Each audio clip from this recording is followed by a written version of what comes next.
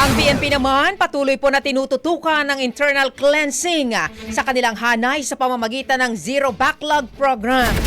Brigada Kath Austria, i-brigada mo! Brigada Live Report.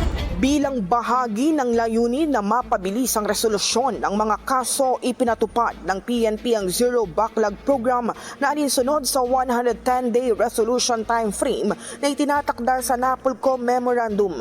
Ayon kay PNP Chief General Romel Francisco Marbil, itong 2024, 1,663 na mga pulis ang sumailalim sa seminar ukol sa disciplinary policies upang mapahusay ang kanilang kakayahan sa paghawak ng mga administrative cases. Sinabi ni General Marbil, patuloy ang kanilang paninindigan para sa internal cleansing at organizational excellence na layong palakasin ang institusyon at tiyakin ang tapat na paglilingkod ng mga pulis sa mga Pilipino.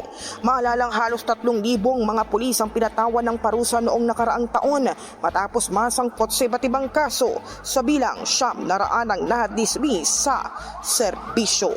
In the heart of changing lives, ito si Brigada Kath Austria ng 105.1 Brigada News sa Manila, The Music and News Authority. Bago Brigada Balita Nationwide. Brigada Balita Nationwide sa tanghali. Ang bahaging ito ay hatid sa atin ng Standout ES4 Capsule. Simulang tuparin ang pangarap ng iyong anak. And stunting now,